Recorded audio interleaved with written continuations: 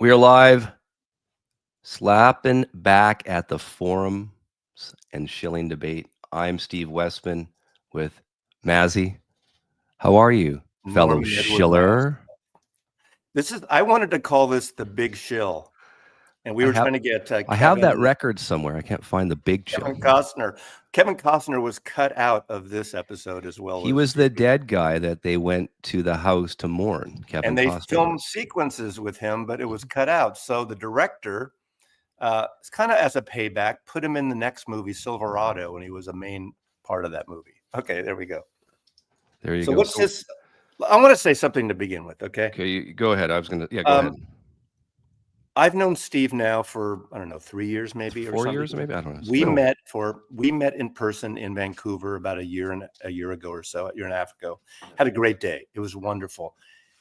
He is the nicest friggin' guy. All those Canadians are. I mean, it's the way we're treating them, and he's still nice to us. Okay, not me personally, but you know what's going on. So I think he's the greatest guy. So when I see these wankers, as I will call them, and it's a small segment, dumping on Steve Westman as his friend, I'm going to defend him.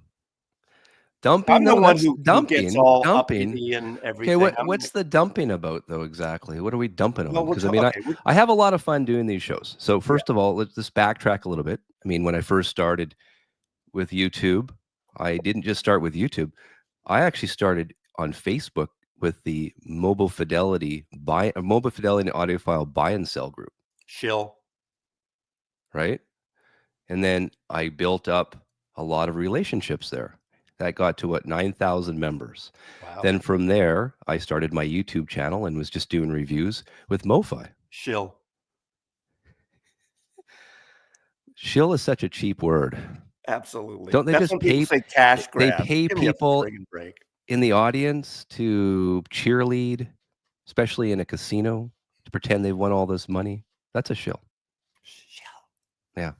So where was I going with that? So, no, I built it up through Facebook. Still to this day, I mean, between the Rhino Hi-Fi page and the Analog Productions page and the MoFi or audiophile buy and sell, that's how I got started. See, you're naming brands. That's Shilling. You're naming brands. You didn't just say audiophile.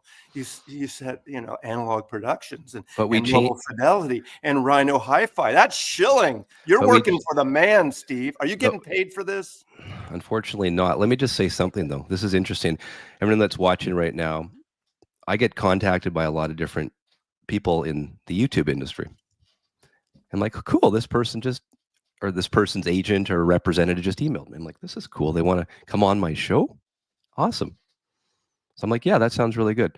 Then I get another email. Oh, well, they'll come on. It has to be scripted, and it's going to cost this much money. I'm like, what? I have to pay you to come on my show? That's shilling. That's like, when the actors go on Colbert or any of the late night shows, they get like union scale, which is small, but they're there promoting a record, promoting a movie, promoting a TV show. And David Letterman or whoever, I know he doesn't do it anymore, will get up and say, this is a new record by the Grateful Dead. And they're on the show, and he probably could take that home. Rewind back there. All those shows, their guests do pre-interviews before the real interview. Right. So that's even scripted. So they even know, the guest really knows, and so does the interviewer. If it's Letterman or whoever, they know what to expect out of that interview. So when I do my interviews with, if it's Bruce Botnick, if I have whoever on, any master engineer, they don't ask me, hey, Steve, don't ask this, don't ask that. We just go. Yeah. I think, I want to say this too, because I've done a couple of episodes of videos, and I don't do many live, at least up till now. I don't do a lot of live things. I think this is being rebroadcast on my channel as well, maybe. But I don't do a lot of live things like you do. I might do one a week eventually coming up, but so far, no, that's not my thing. I like creating it. Yep. And I have a history. I'm probably one of the oldest YouTube vinyl community people that have a substantial audience. I mean, 70 years old is not. So I grew up, and then I worked in the business. People know my history, or some of the people do. So I have that experience but whenever I've done a video on like promos or things like that, a good part of my audience will comment and say, Mazzy, you don't have to defend yourself. We understand. We get it, what you're about. And I appreciate that. And we're not here to defend ourselves. Maybe we are a little bit, but we want to react to it because this bubbles up every once in a while. Yeah. And there's we'll mention the Hoffman foreign names. And by the way, Steve Hoffman has been a guest on your show 3 or 4 times. So hang on. Let me just say Steve Hoffman and the Hoffman Forums have never paid me to be on the show. You have to donate to the Hoffman Forums. They do that all the time. So they don't pay anybody. I mean, none of us get paid. Let's put that on the record. We don't get paid. We do, however, in some cases, probably me more than Steve, to be honest with you. I probably get more promos than Steve does because I do regular presentations. I am not a reviewer. I am not a critic. Occasionally I do shootouts when I think it's appropriate to original copies I have or older copies. And I find that, not everyone's going to like what you like or I like or watch our videos.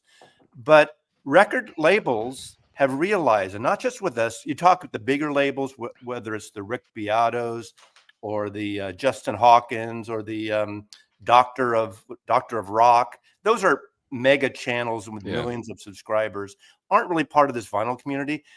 And I don't know what they do, but they have a big sort of marketing machine within their things. All the power to you. They worked hard for that over the years, one way or another. And in a way, is as large as our channel. Steve and I both have just north of 40,000 subscribers. So we're equal, but we do very different things. And I appreciate what Westman, now we're like patting each other on the back, brings here by bringing these record people in. And the criticism that he's gotten again once in a while is that not the hard-hitting questions. And okay, you're you're not hijacking let me stop you right there. To find out if Kevin Gray's cables got fucked up or if Joe Harley put on the wrong tape. I'm just using as an example. So let me stop you right there. I've heard that before. Oh, Westman, you have these soft questions. That's why I can't watch the show or whatever it might be. Now, just like you, I'm friends with all these people because we're part of, we're part of the industry. We talk a lot. And why would I interrogate someone where they never come on the show? Just like I heard that there's many master engineers that were once part of the other forums that have now just vanished because they didn't want to deal with a lot of the criticism or abuse that they were getting.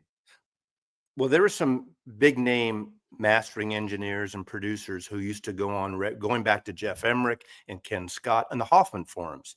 And basically they got chased out because of rude, I understand you want to know the things, but you have to know a place and know who your audience is and know how you're approaching someone. And to bring them on and hijack and say, I would never do that. Like if you said, okay, I don't want to use a real name because then someone's going to clip this out and put Joe Blow, who worked for Columbia Records and cut that great Boston record. He screwed my wife before he produced that record in 1976. That someone would create a clip on that. That would be the horrible kind of thing to do that. But record labels basically see that we have an audience. Yeah. And I think the people that watch you and the people that watch me regularly or semi-regularly even get to understand what we're about and our taste. Now, people know I'm not a metal fan or a that type of stuff. People know there's certain artists, and I kind of dig in with Billy Joel and Phil Collins. I do a little tongue-in-cheek thing. I don't hate him as much as it appears, but they understand that. I hate Coldplay there, okay? But record companies understand that we have an audience. Now, remember when you used to read those Melody Maker reviews or Rolling Stone or Cream or Crawdaddy, whatever? I don't remember Dave Marsh or whoever they're saying, oh, by the way, I got this promo. Every friggin' critic gets promo records. And I was at a point was getting those promo records. I do want to start out because I played this morning, 52 years ago this week, literally. I just looked up the date. The first promo I got was this. I was wearing a Grateful Dead t-shirt at the Warehouse Records in San Francisco. Warner Brothers promo guy. We're coming back around to Warner Brothers. Walks in, sees my shirt, gives me this exact copy. This is Bear's Choice white label promo. Grateful Dead. It all began there. the thing is they want you to play it in the store. They put up posters in the store. It was looser then, but years later, I became that promo guy at ABC, that MCA. I would go into stores, put promos, posters up. I would give them records. You're greasing the wheel in that respect. I've never paid anyone. Did I take them out to lunch? Sure. I took them out to lunch occasionally, that type of stuff. Some would say that's greasing the wheels. That's a part of business and marketing. That's what sales is about. You were in sales. Yeah. It's kind of like that. Yeah. And then for me, I mean, it's the passion. So you can probably see that in my interviews. I just love chatting with the people from the industry. And I'll give just a little bit of backstory. When I had Bruce Botnick on that show with Kevin Gray and Patrick Milligan, I had prepared for 2-3 hours, had all these notes, was ready to do it, and it was recorded, right? And so we got on about 10-15 minutes before we decided to click on the record button. And just from the preamble, just the way things were going, I looked at my notes, Mazzy. I was like, oh, crap. This is not going to flow the way I felt it was going to. And that's one thing as a host that I like to do is I want it to flow. I don't want it to be boring. I want people to be engaged and really find it interesting. So 5 minutes before we decided to press record, I changed up the entire structure of that interview. And I think it worked out really well. And I'm glad that I did. It's just based on when you first meet someone. You know what I mean? Are they going to talk a lot? Are they going to answer your questions? And I feel that one, the Bruce Botnick video, I'm very proud of to this day. It really did work out. But again, I spent a lot of time on that one. And all the notes that I used, I never went to.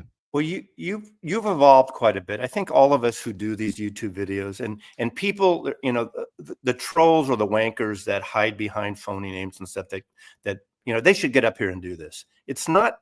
I'm not saying it's difficult, but it's not easy to hold your audience in one way or another.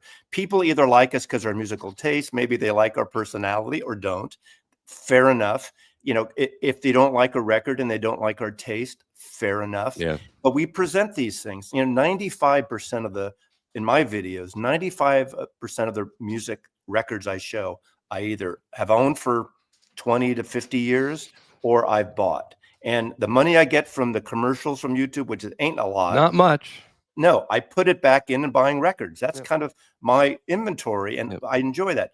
Do I get more records, promos? Do I get more labels reaching out? Yes. But I will tell you, there's a lot of records I get, and occasionally I turn things down. But records I get, I don't show everything I get. If it doesn't speak to me, and that I know sounds West Coast kumbaya, if it's a genre I'm not into, I'm not going to show it just to show it. But also, and on the other hand, this is something that's happened the last couple of years.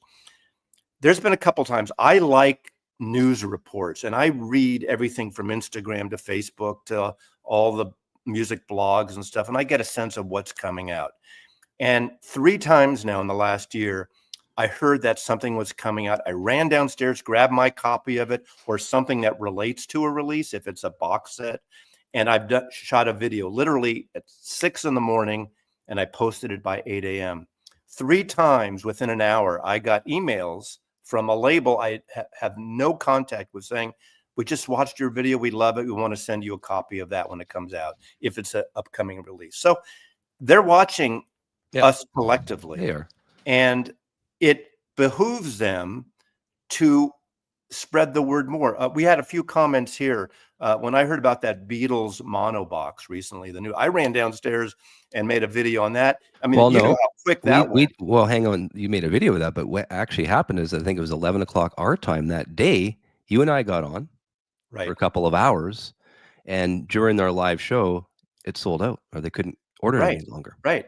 But that's the thing. Sometimes, not everyone is watching Instagram and reading the news, but we do have an audience now. We built an audience. People watch us. So like yesterday, I did a thing. It was a rumor. I did a thing on the possibility of Buckingham Nicks finally coming out on vinyl again after 40 plus years. Now, I have no thing about that. We don't even know if Rhino is going to be able to do it. It sounds like Buckingham and Nicks have the rights to it again.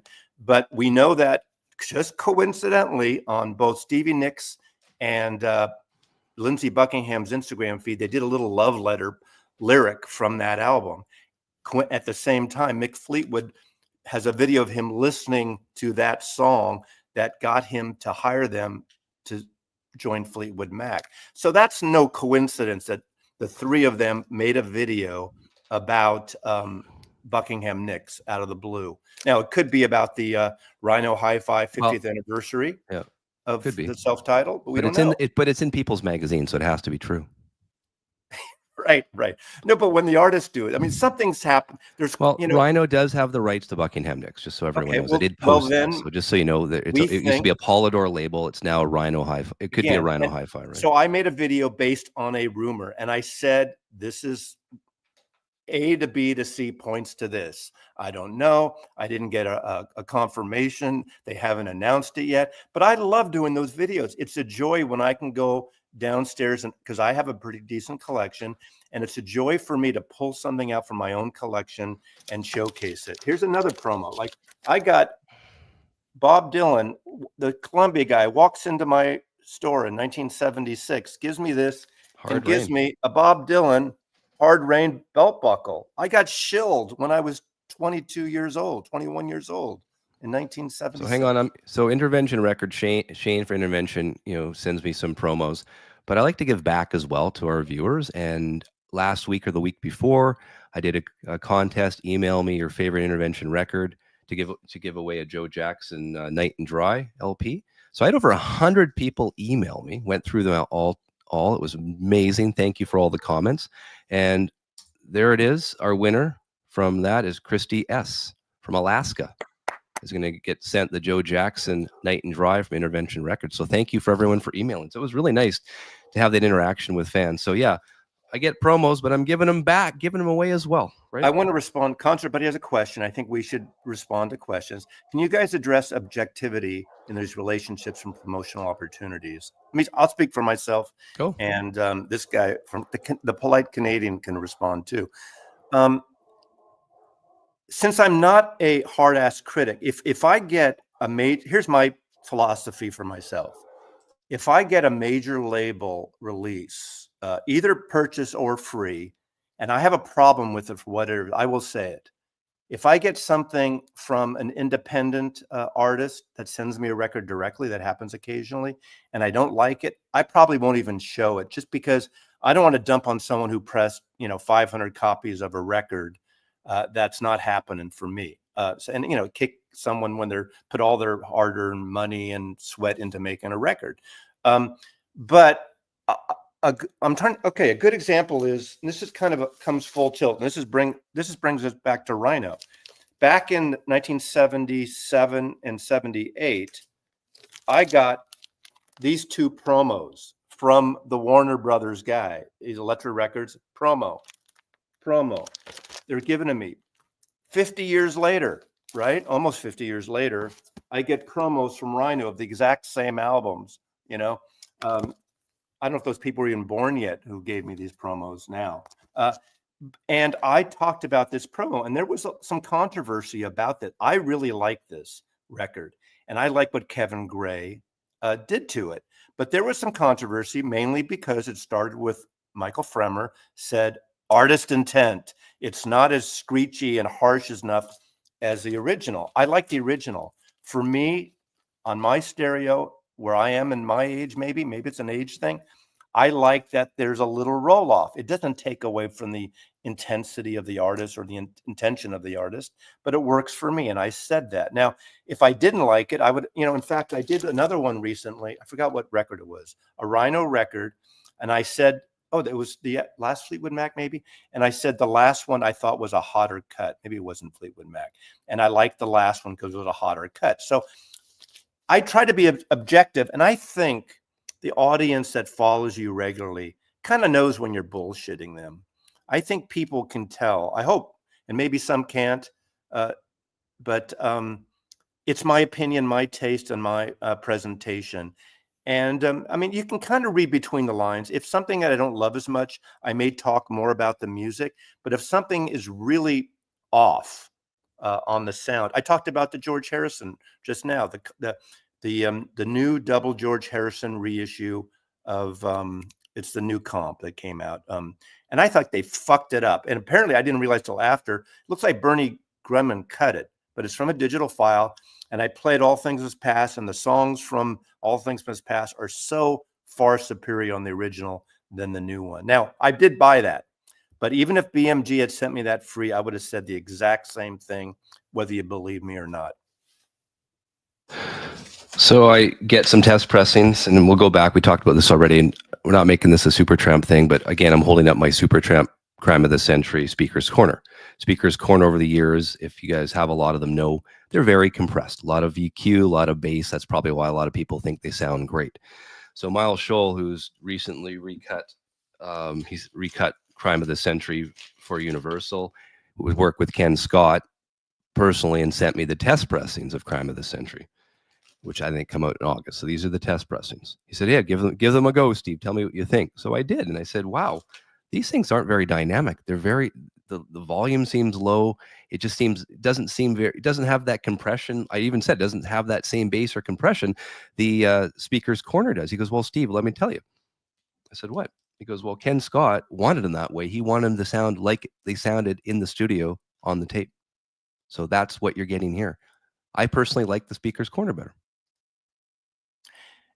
And how can we judge, really, in reality, what other people's taste is, what their rooms are like? I have a TV between my speakers, and people. It's almost like music is subjective. Really, it is. I mean, Absolutely. I appreciate the promos that I get, but I'm not going out there. I'll show it. I say, hey, I mean, case in point. I mean, this is a big one. I mean, some people like the blacks. This is the Rhino Hi-Fi. Some people still like the original Vertigo Swirl UK. So when I knew about this one, and we know that that's really how I started my relationship with Rhino Hi-Fi with Patrick Milligan. I had Patrick on the show right after what was it, the Cars self-title came out. It was Patrick, myself, and Kevin. I said, Patrick, here's a great idea. Why don't you guys cut Black Sabbath self-titled to your hi-fi label? He goes, good idea, Steve. I'll check into that. And what was it? 6 months, 8 months later, we had it. You're a Bengali. Right? I want to answer a question here. This is a fair question. We're going to try to answer questions. J.S. Safri, I don't know if that's J.M. Safri. Getting free records doesn't make you a shill, in my opinion. It just makes you a part of the record company marketing strategy. I would say absolutely. For instance, there's been controversy over the years historically with, let's take Rolling Stone again, because that was, in my generation, that was the big American music magazine for many, obviously Cream and others too. But there was things that they would trash a record. I mean, looking back on it, I remember when I read, the headline, "What is this shit?" And that was Grill Marcus's review of Bob Dylan of Self-Portrait. Now he was, about the music. There was another, I think it was a John Lennon thing or a Paul McCartney, where someone wrote it and they didn't like the review. So Jan Wenner decided he wanted to write a positive review on a release. And remember, Rolling Stone is also was taking a lot of record company advertising. So I'm sure there was behind the scenes stuff occasionally, but I think most of the writers that you like, again, Dave Marsh was one of them. Cameron Crowe was more of a feature writer than a reviewer, but I got to like certain reviewers, and you get to know their taste and how they write. Pat Gleason, Ralph J. Gleason, SF Chronicle, great jazz and rock and roll reviewer. I loved his stuff. He was paid by the Chronicle. He was getting free tickets to shows, free records, that kind of stuff. Of course, now with the fading of those magazines, YouTube is an opportunity for record companies. So in a way, we are part of that marketing machine. Like, again, I'm not comparing myself to Colbert. If I was, I'd be fired by the Trump administration. But Mazzy, I think what it is here with us is that this is a really good opportunity for these labels to use our platforms for very little investment, just a few promos here and there. Well, that's it's actually a very smart marketing plan. Some people will say the labels are taking advantage of us. It works both ways. We're enjoying getting some free records occasionally. Rhino has that guy, that African-American guy that does the new release thing. And I follow those and everything. My bet is most of the time we get more views than Rhino's thing. Same with Acoustic Sounds. But Chad will get a lot of views, definitely. But a lot of the labels that have their own channels get a lot fewer views than we do. Is it because of the personality? Is it because the seemingly objectivity? We're definitely a part. And I agree, we are part of the machine now. And I don't mean machine sounds negative. but we are part of the process. You go on all the talk shows when you have a new movie come out. You go on Letterman and I'm dating myself, Colbert and Johnny Carson to promote your movie. That's part of it. You don't get hardball questions there. That's not what Westman's show is about. Well, It's not let's talk about that. I investigative mean, journalism. no, I'm not an investigative journalist. Again, I want to get back to it. I am an enthusiast. I love vinyl records. I love the sound. I love testing and listening to different different pressings of the same artist, that type of thing, right? Being subjective or object, I know that was one of the questions. I go in, hey, I got, everyone knows I've got promos when I have, let's say, Patrick Milligan on from Rhino. It's pretty obvious, and I do say it. And I did say it today with Intervention Records. I'm not hiding anything. And I'm as, I think, subjective as I can possibly be. I'm not here to ruin people's careers. I mean, especially these people that are giving us the promos. I think you mentioned somewhere a lot of these people, these are their jobs. This is their family depends on these jobs as well. The master engineers, the people that work for these labels, these are their jobs, just like you and I have jobs as well. So who are we to go out and bash what they're doing? It's like, Mazzy, where did you work for your whole life? What did you do? You were in the photography business. Yeah, I mean, okay. 10 years in the record business selling. Okay. So and then promos. So then 38 years promoting the photographers, negotiating the photographers in the commercial advertising world. Okay, so would you like to come on my show and then all of a sudden I'm bashing your career for the last 30 years and just trashing the work that you've done because I don't like it? Because I want to get views. I'm not out to get views. Right. I'm out to just have a really good conversation, get as much information out of our guests as we can, respectfully. Yeah. Each and every time. There are legitimate questions, and I think the peanut gallery, I'm sure you have. I don't know if you had this. I don't do many live interviews, and I don't do many interviews. As I said, I did interview recently David Lowery from Camper Van Beethoven and Cracker, because he has a new like an autobiographical album out, and I reached out to that record company, Cooking Vinyl, because I'm a fan and I wanted to do that. And I probably got fewer views on that than I do on a friggin' whack-a-mole video. But I love the video and I'm going to do those things. But I didn't do it live.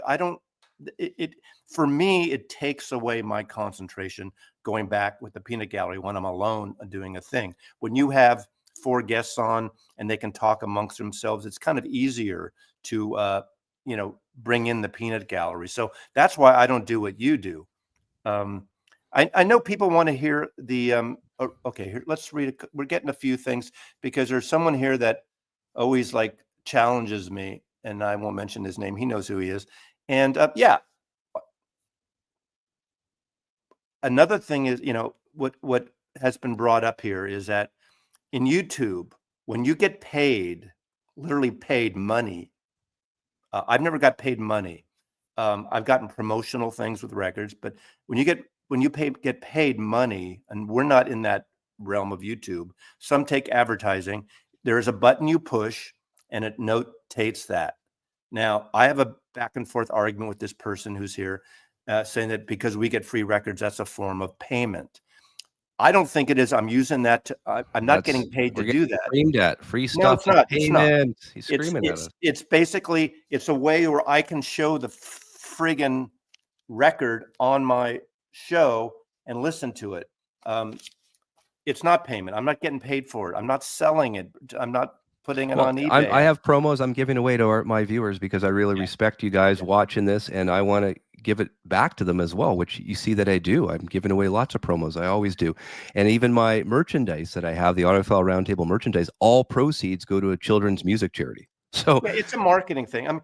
We disagree there, and all fine. You think it's payment, that's fine. I hope you get payment. I hope you can, buy shoes and cereal and eggs from the promo I get from this label. I do it because I can showcase it.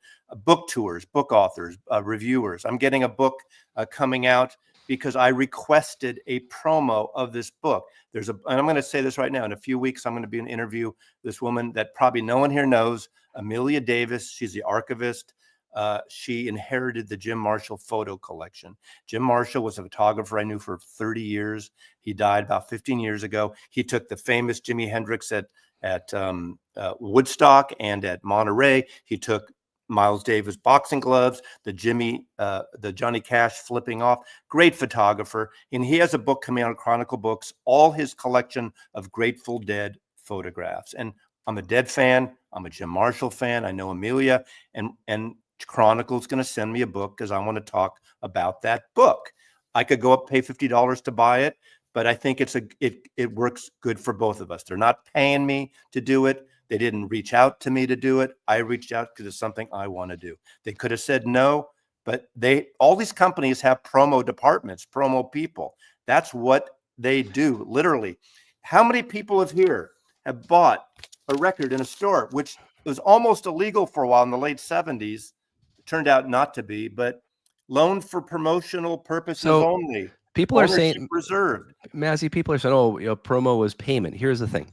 I believe you're paid if you have to actually pay income tax on it. Then I would say, yeah, you're getting paid. But with promos, you're not paying any income tax. It's a free gift. It's not something you're making money off of. I need to send this back after 50 years to Warner Brothers Records. Does that make sense to you, Mazzy? Yeah, absolutely. Yeah, I'm not, yeah. So this whole, and we talk about the Shilling debate. I mean, that's a little bit harsh. I mean, I'm missing some questions here. I think we're Shilling. Here's David, safe and sound. Let's see. Regardless of getting promos or buying your own, as I decided to do, personal integrity is the bottom line. Absolutely. Exactly. And I hope the audience can tell the difference. I think 98%, 99%, except for one guy here, can tell the difference when I'm bullshitting you.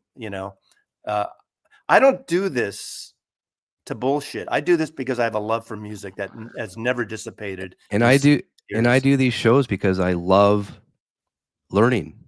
I put the live audiophile roundtable together to get as many people involved, to answer questions on master engineers and certain cuts, get everyone I could that I knew involved, and then reached out to industry and developed relationships with a lot of these people over the years as well, is how I started it. If I was to add up the retail price of all the promos I did and offset that or divide it into the hours I do making videos, it would be about 39 cents an hour. so I if I'm getting rich on that, all the power to you. Yeah, I mean, with YouTube especially, I think you have to. I mean, 1 million subscribers get you some money. Yeah.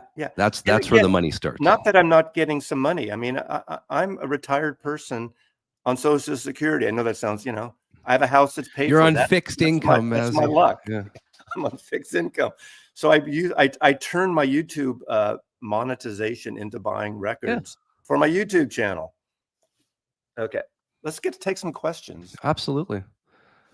Or hang on, I want to just a little bit. Jeff here, he says, what do you think of the Beatles kerfuffle, the shipping? I mean, some got their Beatles monobox shipped. Others have to wait to, I think, September now, and they have to send an email saying yay or nay. They still want it, I think, is some issues people are having with that. Have you heard the same thing, Mazzy?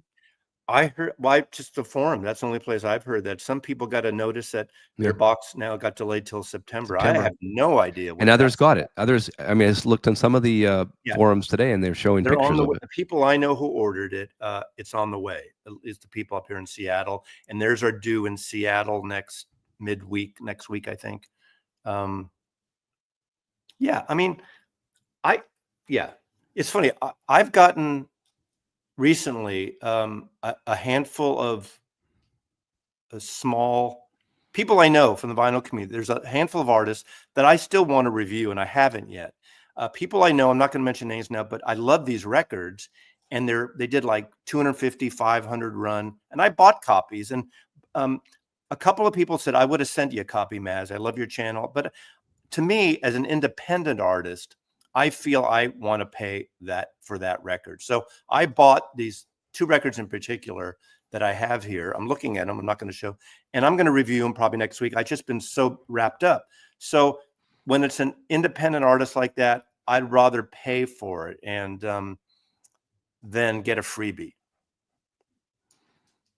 I mean, I don't think anyone would say no to free records if they could get them. Melinda Murphy does that. She says when she gets a free record, whenever I have free records, I say on my video, because I Yep. find people don't read. When I used to, we're talking about what business we worked in. When I did licensing and estimates for photo productions, and when I used to send the estimate and the terms and agreement, I found that 9 out of 10 clients, potential clients, didn't friggin' read it. They look at the bottom line and the number. They don't read the fine print.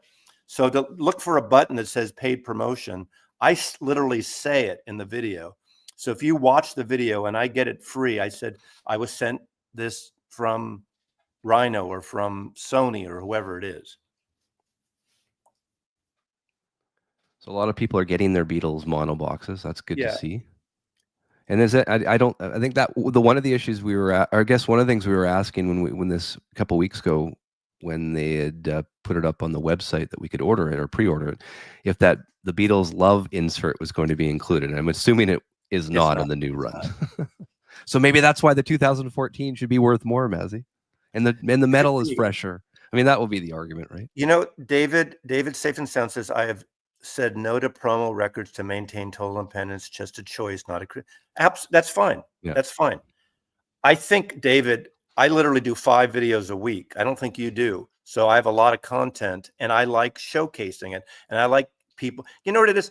I don't like unboxings, but I will showcase a presentation. To me, unboxing is a waste of time, cutting it open and unboxing it. But I know people like to see that. But there's a lot of people that say, well, I'm going to buy the CD or stream it because I can't afford the box. Well, I turn that money like the mind games. Okay, John Lennon's estate sends me a lot of stuff. They did not send me that big friggin' cube. Okay, I bought that, which means I turned the money from my YouTube into buying that box. But whenever they sent me their Elemental sets, the John Lennon solo stuff, I've presented them and I friggin' love them. I've criticized the Harrison estate ones because I don't really like what Danny's doing as much. And so there are certain things that I've gotten that I've criticized if I don't like it. So yeah, it's up to each individual. You know, I'm not going to criticize David or anyone else for saying he wants to put oh, that's great. Put things away. You know, I mean, everyone has their purpose. I mean, for me, right. I don't do reviews. I'm not doing shootouts. I did them at one time, and you get the pushback or the feedback from the shootouts, and everyone's ears are different, and listening rooms are different, and equipment's different. So, I mean, I don't understand that. High Rand says the turning point in the BVC was when VR monetized. Who's VR? Vinyl Rewind? Is that Vinyl Rewind?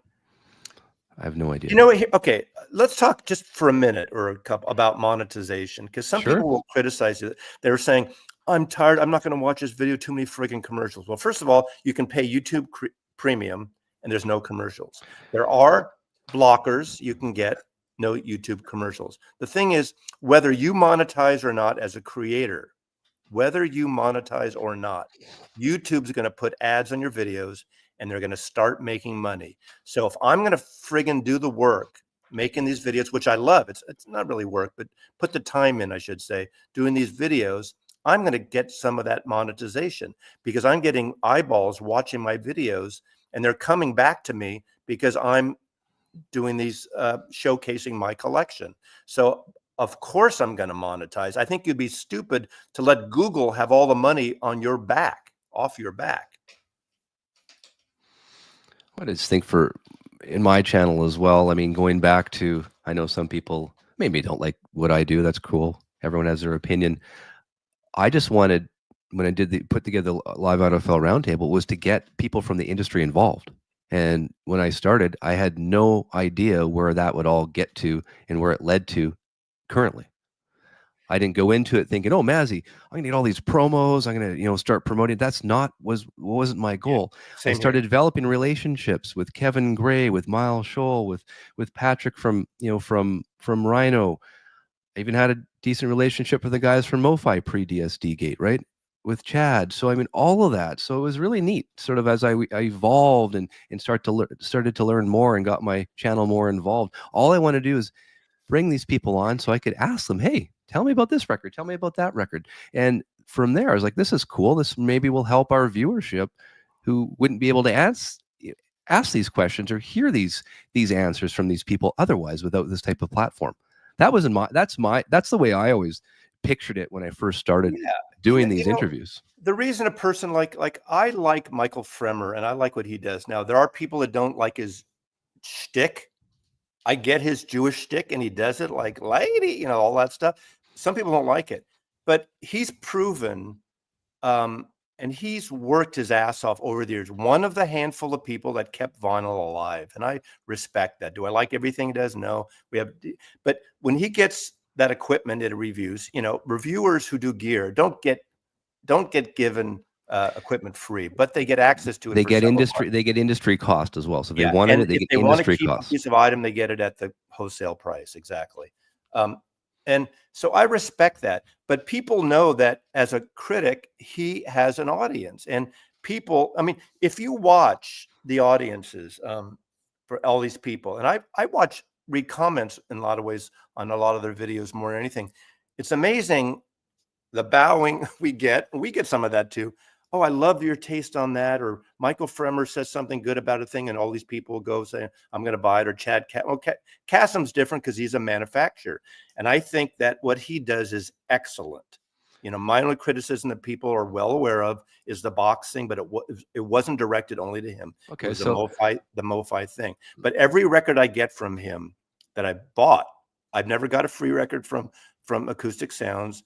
Every record I bought is excellent. I've only had one issue on a defective thing, and it was replaced. So I applaud that. So what do you see from the shows that I do? What do you get out of them, Mazzy, from the way you do your shows? We have completely different Well, channels and videos. And so the when you last sit one you down did to was one watch of it, what are you the seeing?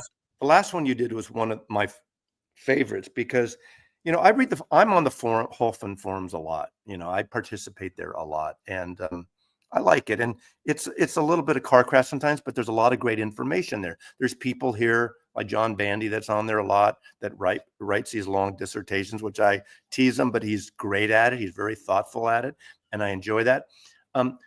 But there was a thing about the self-titled Fleetwood Mac Rhino Hi-Fi, and people were saying, well, oh my God, that record again and all this.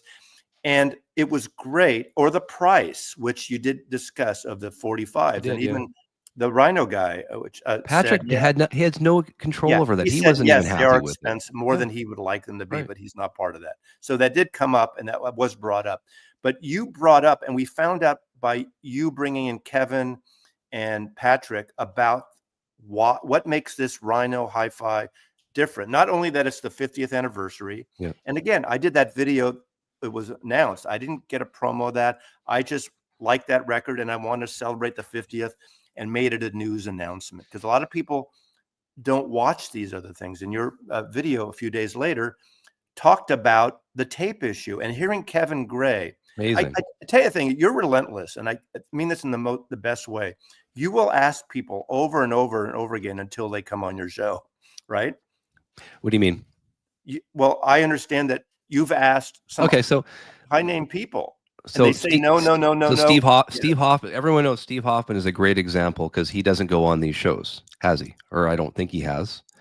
So I prospected. I'll use that because I was in the finance business for years and developed my own client book by cold calling for years. So I used that skill that I've had, and I prospected Steve Hoffman, Mazzy, and you know this because you and I would talk about this for 1 year. Guys, 1 year to get him on the live audiophile roundtable. And I think it went really well, the first one. People love him. He'll say anything. And people are sometimes surprised what he says, and they enjoy it. And, he hasn't gone on anyone else's. I don't know if he's asked, but I'm sure certain things. I'm sure. You've asked Miles Scholl, you ask people over and over again until they come on. Now, well, you sound like the way you frame it. You think I'm stalking people. No, I definitely not. I wouldn't have the persistence you do, and I admire you for that. It's a compliment. I think it's great. And in terms of softball questions, I mean, I ran into some problems as well. I mean, there was a master engineer I had booked on for the second time, and we had a show a week or two before. I think you were on that show where we discussed the up and coming Asia UHQR, where we found out later on that it was a EQ'd copy that was used to cut it. But before that, I think the information we have, it wasn't an EQ'd copy, so there's a little debate there. And because of that, I didn't get that interview. Yeah. It's Yeah. like, so this is the thing. So I get it. So, I mean, these people will come on. I mean, you can't interrogate them. You know, I don't want to yeah, be interrogated. If I was to come on someone's show, I'd be like, oh man, this is not what I wanted to do. So when I sit down with people and do these shows, I look at it from the perspective, how would I want to be interviewed if I was Miles Scholl, if I was Kevin Gray, if I was Steve Hoffman, right.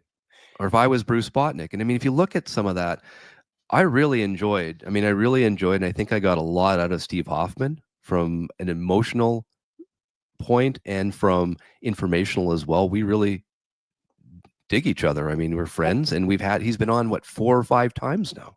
What you do, it's also a delicate balance. And I'm going to say this, and Sure. I think it's important to note pretty much all the people, maybe except for Hoffman now, that you've interviewed are employees of another company. The people from Rhino, he doesn't own Rhino. Kevin Gray's not an employee. The mastering engineers. He's a contract. He's A under contract. contractor. Yeah. There's things they cannot say because they don't want to, Yeah. close a spigot of work. And I don't mean they're getting paid to do these things. If all of a sudden one of these people came out and said, that tape was shitty, they made me do something, and I think it was shitty, but they still put it out anyway. I mean, they're not going to come out and say that. Yeah. You can't say that in a video. The employee, the record, how many people I know in the record business alone that have gotten laid off. They're either got aged out or laid off. We know that Sony decimated their reissue It's true. department in the last this year. The guy that worked on their Frank Sinatra, not archivist, I guess archivist at Sony Music. Chuck Granada got, after 40 years or 30 years, whatever it is, only guy that knows all the tapes and everything got, it's kind of, we know companies are getting bought out and rebought. So people have to be a little careful what they say on releases, about releases. So I think people don't understand that you can't just ask any question about that. And I mean, none of my shows are scripted. There's a lot of shows out there, bigger channels, that are scripted. And I don't do that. The people that I have on don't have any expectations. They don't give me a list of questions. We just go and talk. And mostly these shows are live, so I can choose viewers' questions if I want, or I don't have to. Just depends. Depends on the flow of the show as well. So yeah, going back to these softball questions, and I've heard that. I've had people tell me, oh, in some of these forums, apparently people are saying you have these softball questions. It's really annoying. Well, these are these people's livelihoods. Right. High Rant had a thing. High Rant's one of my favorite critics about we already talked about the paid promotion thing. We disagree on that. That's fine. But he talks about the monetizing on the death of musicians after they pass. Now, there's a delusion that every time someone dies, I make a video on it. And it ain't true. When it's we joked on that the last time you were on. I know we did, and I've joked about it too. If you guys know, every time someone dies, every friggin' person either makes a video on YouTube or posts Instagram things. They celebrate the life of that musician. If it's a musician that really touches me in certain ways, yes, I make a video. It's not like I'm, I don't even think to turn the monetization. I don't mean to be morbid here, celebrating. But one day Paul McCartney is going to pass, and I would bet you that there's going to be a lot of people doing videos that same day. It happened that year when we lost 2016, Leonard Cohen, 2016. Yeah, George Michael, Leonard Cohen, all those are going to guys. do that, So that's sort of a delusion. It's kind of like, what's his name? Not Paul Dooley. I like this one. Spin the Black Circle. Sam. Never said play it again, Sam. I think Spin the Black Circle. Read that one. I think you get the tone right, Steve. It's not friggin' journalistic critique. It's a celebration of the hobby with an expert. Exactly. And that's what I'm doing. It's a celebration. I'm like, okay, and I get a few promos here and there. Am I critiquing those promos? Well, I mean, I'm listening to them. Sure. Despite what people believe, I've never pre-recorded a death video ever. I'm considering my own, though, like a final video that a friend will push. That is interesting. That's so morbid. It's morbid, but interesting. Yeah. Interesting. Hang on. Bandy's already asking, so what is the conclusion here, Steve, Mazzy? We're not wrapping it up yet. We're just sort of talking. Going back to it, I mean, again, I don't have a problem with anyone if they don't like to watch my show and they want to criticize it. That's great. But I just want to understand that people have to have some context here. Number Yeah. one, I get a few promos here and there. I'm not reviewing these. I show them and I say, hey, this is a promo I got from Rhino. I'm just happy to have these people on my show. I feel it's a great platform. Obviously, feel comfortable with me hosting Rhino. It was my idea, and I presented it to Rhino to present those pre-shows presenting. That was my idea, and I had to push that. It wasn't just like no one approached me. I said, "Okay, here's my idea," and then it went. The email went to the people above Patrick, and they said, "Okay, Steve, go ahead and do it." So I did it. I did those, what did I call them? The reveal shows or whatever that was. That And was you all did my them well. idea. There is a symbiotic relationship that you have with Rhino, and they trust you, and you do it as an announcement, and you get the videos. Well, I hear And the people thing is, saying it's a commercial, Westman, and all this, but it's fun. I love it. it's a I'm not. revealing. It's a new release thing. I mean, it's like, I used to be a big fan of Rolling Stone way back in the day when they had random notes. When you heard something was coming out and something is being released, you have an unveiling. Now with YouTube, it's kind of the next step, or way beyond the next step, like that. All the reviewers that write for Rolling Stone, they got paid by the company, and a lot of that payment comes indirectly from the record companies paying the ads and the liquor ads and the car ads in the magazine. There's always that thread, and you could say you don't doubt. In terms of the bottom line, you can doubt my take on a record that I got free. If that's the way you want, absolutely feel with it. I love Chance, the way I think people mistake you trying to raise awareness. That's what it is. It's raising the awareness. I mean, I could have Intervention Records on, Because Sound Matters on. That's Grover, Rhino. No one's not getting paid for these people to be on. They're good friends of mine. Yeah, I get their promos. And I can tell you right now, Because Sound Matters, Grover texted me just yesterday. It was text bombing yesterday on my way home from work. It was, Steve, I got some amazing test pressings. You're going to love them. They're all AAA from two artists that are from the mid 90s. Let me That was it. I just wanted to say that, Mazzy. Yeah, I think these will sell well. And I'm getting the TPs. Oh, I'm sure. I'm excited. I'm sure. 100% tell you. Let me ask anybody who's a viewer of mine, okay, out there who have bought records. Seriously, I would like to get feedback. I haven't got this feedback. I haven't got this feedback.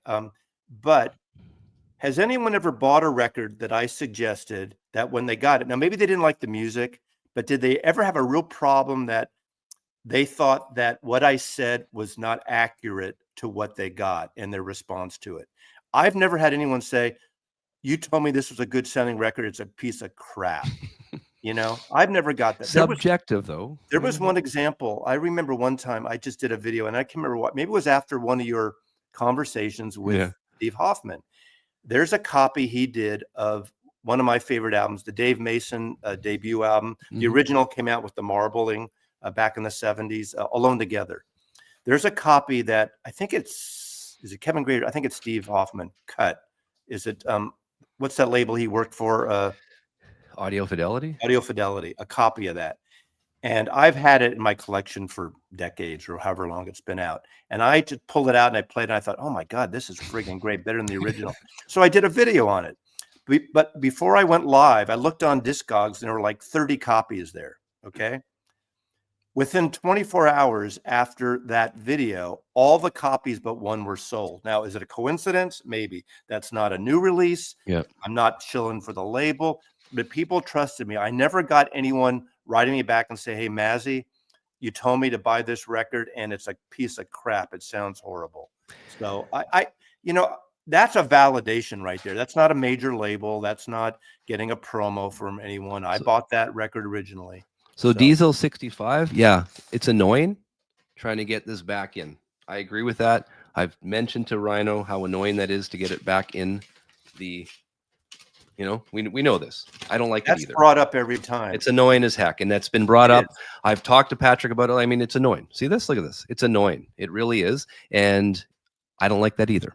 The workaround, which people don't like, but it's the workaround, is putting a MoFi sleeve in there. Or let me try an example. I made a short video on this. Maybe it won't work on screen, but okay. There, I got it in. That's what she said. So here's what you do. You press it against your chest, right? Did you make a video on just how to put Rhino I made hi-fi a records short. into it? Oh my You, gosh, I did not know you that. flex. How hard was that? Did you see what I did? I flexed it and it slipped in. There you go. That's what she said, right? Oh boy. Okay, we're rating G-rated here. Come on. Okay. Let's more questions. Yeah, I've got a few. Hang on, I wanted to go back here. I'm like a magician. I want to say, I mean, I think they're talking about Fremer here as a real deal. He replied to my out of the blue email in 30 seconds and answered the questions. I mean, Michael Fremer, love or hate him, Yeah. he's sort of the godfather of the vinyl industry, if you really want to look at it. I mean, he's the one that stuck with it all these years for 40 totally plus agree. years, right? I mean, you got to give him the respect, love him or hate him.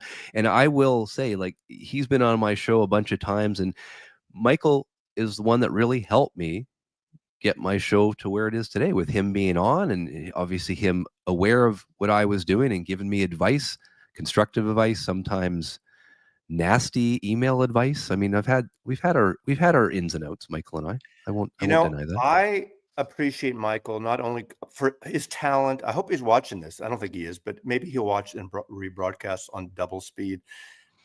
I think people do triple speed. I like his gear thing. I like his shtick, as I said, but also I like his snarkiness, isn't in irreverence, and I relate to that because sometimes I emulate that. Not emulating Fremer, but I can be a smartass, and Fremer can be a smartass. So I appreciate that in him. Some people don't like it; they want the straight ahead, straight things. But when you're making these YouTube videos, not aside from just showing music and sharing the love we have for music, I want to entertain the troops a little bit.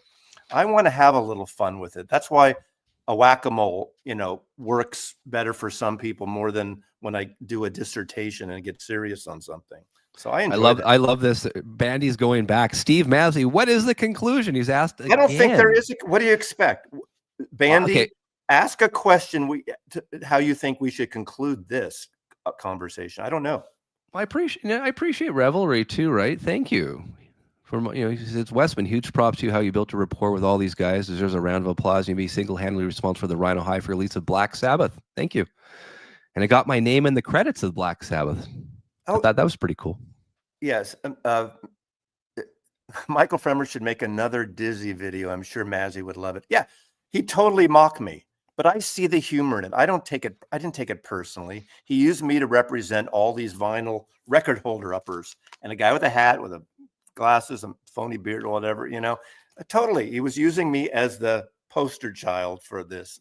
I don't take that, in fact, it was a compliment. Parody is a form of flattery, I think. So what, Bandy, come on, what is, The conclusion is this. I think he can please everyone. I'm not shilling. I have all the different people from the industry on. I'm not comparing records. I'm not going up there going, oh my God, guys, this is the best record ever. I've never said that. But any of the stuff that I have, I bring on the Kevin Grays. I bring on the Miles Scholes. I bring on Matt Luthans. I asked him, Matt, tell us about what you did with this tape. And he tells us, what more can I do? You're getting information you're not going to get anywhere else. Never. So any record people out there, any record label people out there, we're just another component in the tree of life for the record industry. A cheap tree of life. We don't get paid. We get a promo here or there. And some people have said, there's this whole thing going on. If you've watched the Rick Beatos and the Dr. Rock or Professor of Rock and all that about, you can't play music. And I did my kind of response to that about, we are promoting records and they should really allow us to use clips of music without, giving us copyright strikes. Now, I will say I've never had a copyright strike. Like everyone else, when I record a video, I upload it in private, and right away, within literally 3 minutes, I can find out if I can play that song or not.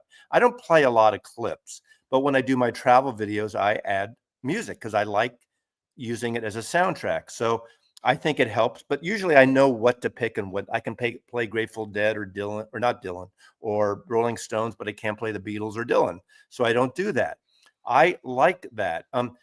You know, I but again, is what I said in that video is I promote artists, so I understand with photographers about copyright and licensing and permissions. And I think for the sake of reviewers, like they do with book snippets and excerpts, they should allow us to play some of this music. And there needs to be an easy way. You can't blame YouTube for this. It's not YouTube's fault. It's the labels and the choice when they have music there that you can play. They need to make it a way that they can use the music, maybe 30 seconds, a minute of the music. Even 5 seconds are getting Well, struck. There's I, been you want strikes to on, get a right? sense of it. I've used Yoko's music. Yeah, I've played Yoko's music several times. No one's going to copyright that, so you're safe. Well, no, John Lennon is very protected. I can't use John Lennon songs, but which is great because some people hate Yoko and have never really listened to a good Yoko track. But that's a whole other issue. And every year on her birthday, I do a video and I use a track like "Walking on Thin Ice" or another one, and I love it. And to me, it adds to the flavor of the video, and I like that. That's why all these movies use rock music, because it adds something and people are familiar with these songs. You can be joking. It's okay. I think I used Rick's as a punchline yesterday because he commented about Buckingham Nicks. It's a terrible cover because they're naked. Looks like they just had sex and made the record. And I said, so Look at how cheesy what's the problem? Look at how cheesy Lindsey Buckingham looks there. Like, that's cheesy. They're two young, good-looking 1973. people, half naked. Look Good at for all that. the power to them. They're what? They're 25 years old there or something. So if that does get repressed and it's a limited edition, that's going to sell out probably quicker than anything They shouldn't do a else. limited. I mean, if they do a Rhino Hi-Fi, they should definitely do a regular version too. Well, I I would think love if a Rhino Rhino. Hi-Fi does it, they'll probably do the regular, like let's say 5,000 of the numbered and then unlimited unnumbered after that. That's probably what's going to happen. That will probably be, I think, because Black Sabbath, I mean, they're self-titled. It's listen, already decided. So this was their biggest selling record ever, right? For Rhino Hi-Fi, one of the top ones. I bet you this one will beat it. I think Buckingham Nicks will beat Ozzy. Well, we all know, and Patrick, I didn't know this. Patrick said something on your show the other day, Patrick Milligan of Rhino, which I thought was kind of cool, or kind of interesting, I should say. He said the biggest selling artist for Rhino right now is Fleetwood Mac. Yeah. I mean, obviously Rumors and like Dusk, the self-titled, the whole catalog. I was getting a lot of some other people complaining about my softball questions about Giant Steps, John Coltrane, because it's a analog stereo mix, right? That was cut to vinyl with Matt Luthans. That came up. I guess what happens is some of these tapes or some of these titles come up for repress, and because the stereo came up, they decided to go hi-fi with it. That's the answer to it. Will there be a mono? Who knows? There might be one day, but I think what has to happen, things have to come up for them to cut as well. Hey, Vinyl Kick. You said there should be a Yoko Ono reissue campaign. There has been. Secret Canadian has put all of them out, but they didn't finish it yet. Unfortunately, they're up to. They haven't. I don't think they've done Season of Glass yet. Just before Season of Glass, they have all the John and Yoko. I'm gonna spin the black circle. He's saying Buckingham Mix won't be audiophile; it's mass consumption. I say this: it'll be both audiophile and mass consumption. Is my guess. That's what it should be. So that's what I think will happen there. I mean, it is a cheesy. Look at that; it's a cheesy. I don't know. It seems like a cheesy. Jason, I'm not monetized. And I do record shootouts with actual. I'm sorry, it keeps slipping up here. I get some copyright strikes. I don't care. I want people to listen to the records, and that's exactly right. You do a good thing. There are certain channels that do these like DJ things. Seeking a Thread Dom does it. Obviously, him and Stunty, who do these kind of thing. The music they play is a little more esoteric, a little more off the. I want to say off kilter, not as commercial. So of course, those records you're not going to get. And it's a great service. I've purchased records based on listening to people who play records. I don't do that kind of thing on my channel, but I admire that. I think it's great. And the thing is, monetizing or not, it's up to you. I put in the work now, so that's how I say if they do this, it'll be the biggest selling record of the year by far. What And hasn't been in print since like 82, I think. I know, and this is a Canadian copy. This says your collector's item, so it would have been a reissue back then, Well, there whatever are a year lot it of was. also, I don't know about that one, but there are This a is a lot of gatefold. I think there's ones that aren't actually. There's there are a ones lot that of aren't. gray market versions of that There's going ones that on. aren't gatefold either, right? Yeah. Apparently, I didn't know that, but someone commented on my thing. Yeah. This is quality record. So if it does happen, I think there'll be an audio file. I think there'll be a non-audio file one. Yeah. Thoughts? I played that yesterday, the Buckingham Nixon, first time in about maybe 3 or 4 years, and it is really good. I think it's a Robert Ludwig cut, and it's a really good sounding, at least my version, a really good sounding record. What I I mean, like it about sounds like Fleetwood Mac. I was going to say it sounds like Fleetwood Mac's first album with both of them on, and they're in Rumors. And the drumming is Jim Keltner, and he doesn't have a sound like Mick Fleetwood, but he's got a solid beat. So Jim Keltner and Waddy Wachtel on that record make it fits in that LA scene. Right. Yeah. So if it was to come out again, I'm assuming if it was Rhino to do it, they would do the gatefold again, just like this with the lyrics inside, right? And there's some that aren't gatefold as well. Yeah, mine's a gatefold too. Can't see it that way. Yeah. Yeah. But yeah, some people have a problem with Lindsay's shoulder. It's a little bit double jointed or something. Get in line. He didn't shave his chest for that either, man. Come on, Lindsay. Yeah, Jim Keltner's great. Let's see what.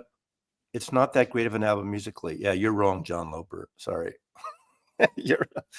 No, it's my opinion. I think if it wasn't for this album, Mick Fleetwood wouldn't be going, Lindsay, can you come in our band? Yeah. Okay, I'll come in your band only if Stevie comes, and then the rest is history. Yeah. I think it's if you don't like that Fleetwood Mac, if you like Fleetwood Mac 75, it's the same thing. It sounds the same, except for Christine McVie. I mean, I'm being called Steve Cavett Westman. Was Dick Cavett a Canuck? I've got the same voice as Dick Cavett. Is he a Canadian? He's so laid back. He's pretty dead. He's like the intellect. He's alive. Dick Cavett's still alive? Yeah. Oh, geez. I know. He's 116. Yeah. He's probably still doing promos. Yeah. I think, I don't think there is no conclusion. Basically, we're going to do what the fuck we want. Sorry, I said that, but I enjoy what I do. I enjoy doing the live audio for Roundtable. I love bringing on people from the industry. I will ask them the questions I can without pissing them off, so they do come back on and getting the most information for you guys, the viewers. That's my goal. I get a few promos here and there. Just today, well, guess what? I had a promo from Intervention Records. What have I done? Well, we gave it away to Kirsty from Alaska. She got it. So I mean, I'm having fun. High Rent says, if it wasn't for TikTok, would kids be buying Fleetwood Mac? Maybe not. And again, that's another outlet. Again, another marketing outlet or platform for record labels. If everything's changed, and this is the other thing too, right? So back when you were younger, Maz, or even myself, there was no platform other than going to the record store or listening to it on the radio. And then going to the record store going, holy crap, you don't even know what the song is. You may probably miss the DJ even saying the artist and the songs. So then you go to the record store and you hum the notes, or you sort of figure out who it was. And that's what I did. There's no Google search for it. I guess we're getting close to the end, but as I showed, I just want the end of the show or the end of our life. What are we talking? So again, the Warner Brothers guys gave me this promo, but in addition, they gave me a press kit. I have a George Harrison Somewhere in England press kit.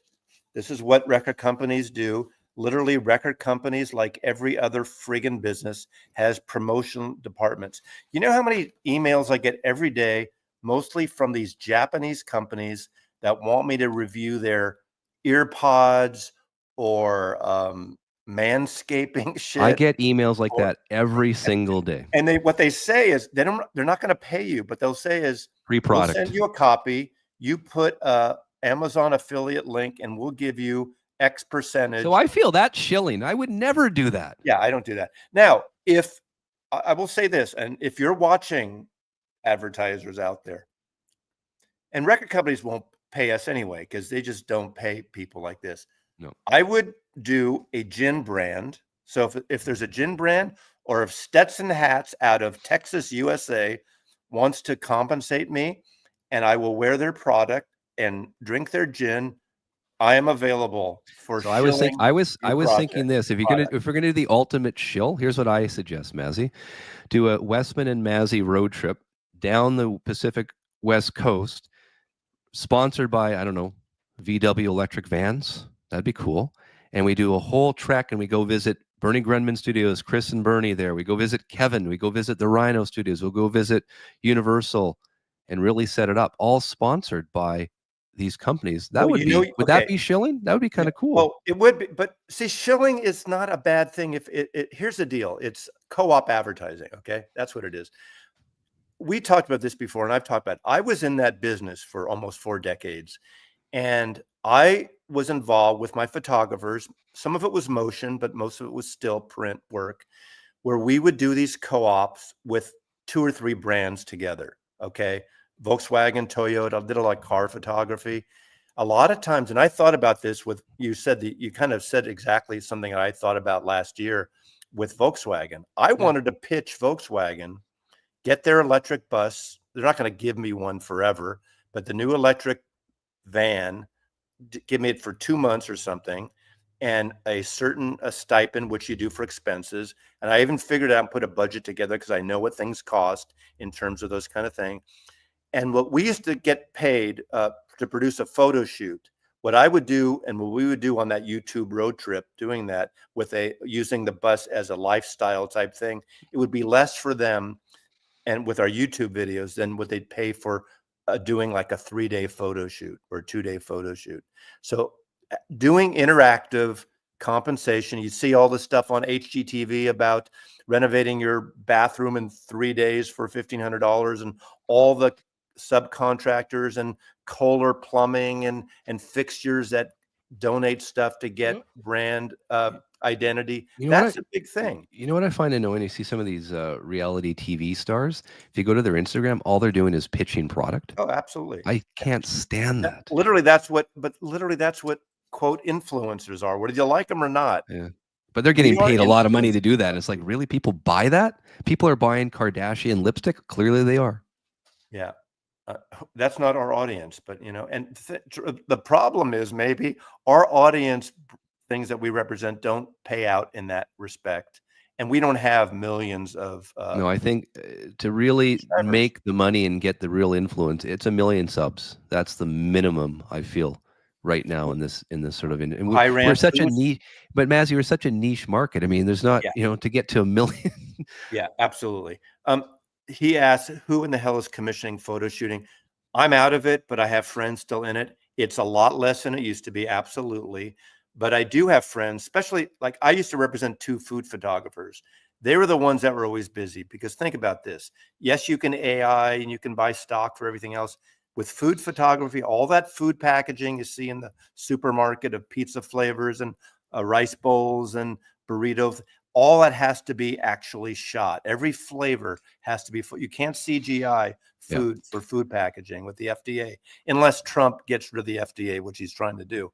But for right now, it has to be legitimate. So food photographers are still doing very well in some cases, most cases. So I've had a lot of people ask me about Because Sound Matters. I've had Grover on a bunch of times with Chris Bellman and others, right? And had some really good conversations with him. He's given me test pressing. So Grover from Because Sound Matters, Mazzy. How do you do that? Just flex it. There you go. Flex it against your. Yeah, it's a good workout. What is that called? It's not my chest. It's where the bone is. Well, it's your ribs. It's your rib cage almost. Slides right in. So listen, Rocket science. we're getting Because Sound Matters is set. I'm getting the test pressings for 2 artists from mid 90s, AAA, cut by Chris Bellman.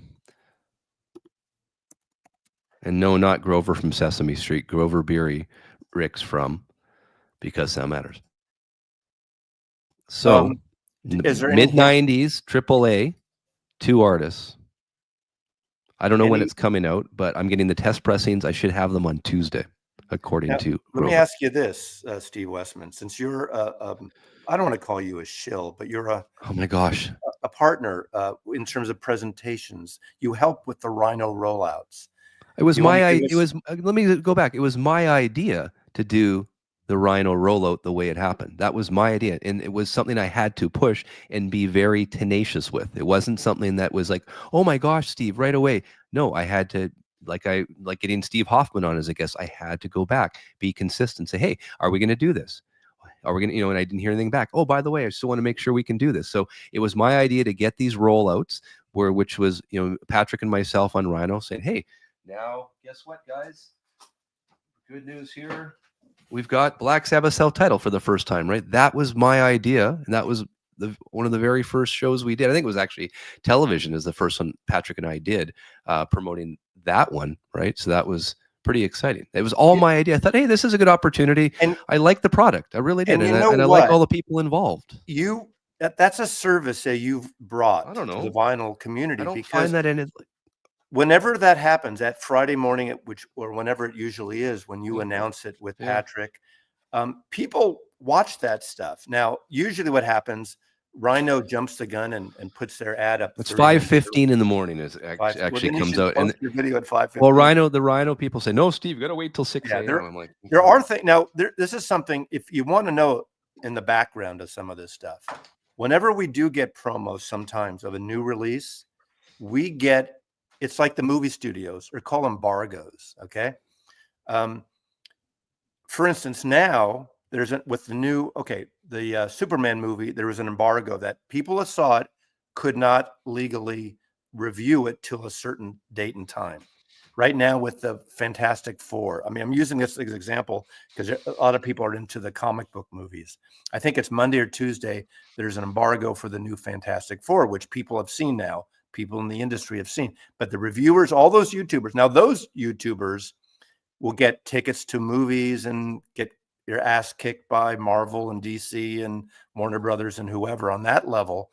But they can't, and they get millions of viewers, hundreds of thousands of viewers, unlike us. But they can't do that. Classic Shill, calling Shill. So, they're helping DC, Warner Brothers, but people love to watch this stuff and hear that stuff, at least real fans. Because YouTube, more people are watching YouTube than are watching broadcast TV now. No, I mean, and again, getting back to it in terms of the Shilling debate and softball questions, I mean, that's the big thing, and slapping back at the forums. I mean, getting back to it, like I said before, it was my idea with Rhino to come up with the self-titled Sabbath.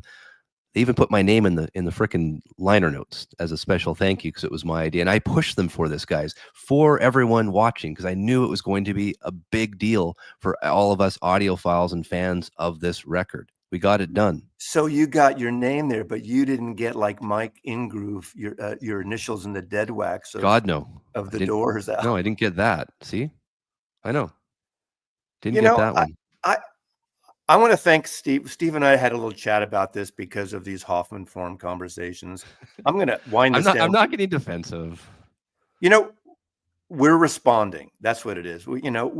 I think we both take a lighthearted reality. If I was worried about this, I would definitely not shills. The conclusion is we're just having a lot of fun. We've got a great community here. People come and want to just watch the people we have on the show, or my show, and your videos on your records, and that's all this is. It's great. As I said in the beginning, I wanted to, but Steve wouldn't allow me to call this show the Big Shill. Get it? See what I did there? Not really. Kevin Costner's not dead. Yeah, we enjoy that. We do this because we want to, So I don't know what else to say. Concluding this, here's a cool promo. You're going to shill some more? I got a promo of this, and the Warner Brothers guys gave me. That's terrible. See the glasses, George Harrison glasses, 33 1/3 glasses. That's silly. I bet you I could sell these for $200 on eBay, though. There you go. Yeah. So we did learn that we're going to see some more Black Sabbath probably next year. I'm going to assume in chronological. So that's exciting. You don't have any hints for August? Well, I do. I have no. I don't know what they are. I want to tell everyone. I have no idea what's coming out. But in terms of shill, I don't know. I mean, that's just a ridiculous, lazy word. I'm an enthusiast that gets a few promos. like I said before, from the marketing and from the Rhino side, those were my ideas. So I didn't get paid for them. I wish I should have maybe negotiated a contract, get an agent, that type of thing. But guys, I want you to be aware too. I've been approached by other big YouTube people who've wanted to come on the Live Audiophone Roundtable, but not live, have a scripted show, and I pay them for their services to come on. I'm like, no, not going to happen. So that to me is a little sketchy. Yeah. You know, I think, again, this is my bottom line. I've said this during the last 90 minutes or whatever it's been. I think most people, unless the people are already on your ass and want to bust your balls, kind of know when you're honest about something. You're an honest broker, and they get to know your tone. And when it's false, I do things over the top sometimes that are, of course, they're supposedly over the top. Some people don't get the humor. Maybe it's not funny to some people. Fine.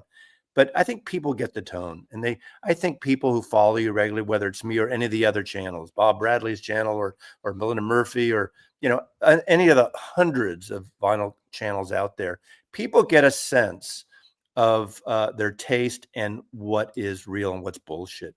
I think there's a bullshit factor that most people can understand. I'm going to keep doing what I'm doing, bringing on some amazing guests from the industry for all our viewers to learn more. Keep asking those softball questions as much as I can. And I appreciate everyone that's watched today. I appreciate all the people that subscribe to our channels, Mazzy. Thank you so much. And I like to give it back as well. So, I mean, you learned today that Christy from Alaska got the latest Joe Jackson Intervention Records promo that I received. So I'll be emailing that out to her on Monday. And guys, thank you so much for watching. Thank you for all the support. It's not chilling. We're just chilling. Thank you, Steve, for being Canadian. No problem, eh?